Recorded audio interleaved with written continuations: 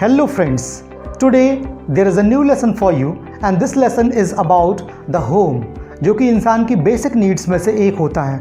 रोटी, कपड़ा और मकान, तीन हमारी बेसिक नीड्स होती हैं। उसमें से जो एक नीड है घर, उसके बारे में आज का लेसन है।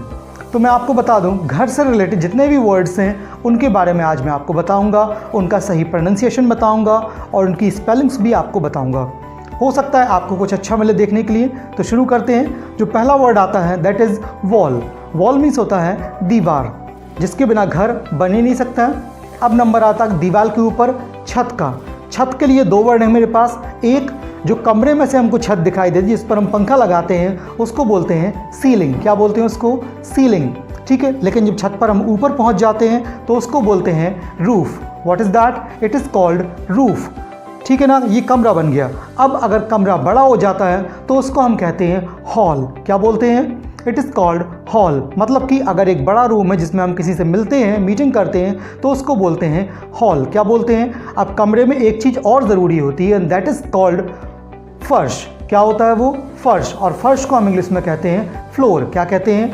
फ्लोर। अब देखिए, घर में एक ज़रूरी हिस्सा होता है सीढ़ियों का। क्या होता है? सीढ़ियों का। जब सीढ़ियों के आजू बाजू यानी उसके अगल बगल रेलिंग लग जाती है तो उस पूरे पैटर्न को कहते हैं स्टेयरकेस। क्या बोलते हैं? स्टेयरकेस, ठीक है ना। अब एक होता है आंगन। आंगन अगर घर के बाहर होता है, मतलब कोई खुला हिस्सा अगर घर के बाहर है तो उसको बोलते हैं यार्ड। क्या बोलते हैं? यार्ड। अगर वही आंगन घर के अंदर है तो दैट इज़ कॉल्ड कॉर्टयार्ड। क्या बोलते हैं उसको? कॉर्टयार्ड। अगर घर के बाहर कोई बड़ा सा हिस्सा, खुला हुआ हिस्सा बैठने के लिए बनाते हम तो that is called veranda. What is that? It is called veranda. Hindi में इसको बोलते हैं हम बरामदा। ध्यान रखिए, इसकी दो स्पेलिंग्स होती हैं जो आपको दिख रही हैं यहाँ पर, ठीक है ना। अब हम छत पर पहुँचते हैं। छत पर जो आगे का हिस्सा थोड़ा सा खुला हुआ हमारे बैठने के लिए होता है that is known as balcony. उसको क्या बोलते हैं? बैल्कनी, ठीक है ना। अब ये आपका बैल्कनी हो गया, बरांडा हो गया। अब अगर घर के पीछे कोई हिस्सा खुला हुआ छूटता है तो उसको बोलते हैं पैटियो। क्या बोलते हैं उसको? दैट इज़ कॉल्ड पैटियो, यानी घर के पीछे का खुला हिस्सा। अगला, भैया खाना भी तो खाएंगे कि नहीं खाएंगे? तो जाना पड़ेगा हमको किचन में। किचन को हिंदी में बोलते हैं रसोई घर। अब देखिए, किचन में जो उससे रिलेटेड सामान होता है उसके लिए अगर कोई छोटा सा कमरा बनाते हैं तो that is known as pantry. क्या बोलते हैं उसको? पेंट्री। मतलब कि किचन से रिलेटेड जो स्टोर होता है उसको बोलते हैं पेंट्री। क्या बोलते हैं? पेंट्री। अब उसके बाद नंबर आता है हमारी गाड़ियों का। गाड़ियाँ रखेंगे कहाँ पे? तो गाड़ी रखने के लिए, हमारे कार रखने के लिए, हमारी बाइक रखने के लिए, और कार और बाइक से रिलेटेड जो टूल्स होते हैं या उनसे रिलेटेड जो आइटम्स हैं उनको रखने के लिए जो जगह होती है उसको बोलते हैं गैराज। क्या बोलते हैं? गैराज। चलिए, एक सबसे ज़रूरी जगह जो है दैट इज़ लेट्रीन। क्या है वो? It is latrine. A place used for urination और डेफिकेशन इज़ कॉल्ड लेट्रीन, ठीक है ना। अब ये हो गई पब्लिक लाइफ।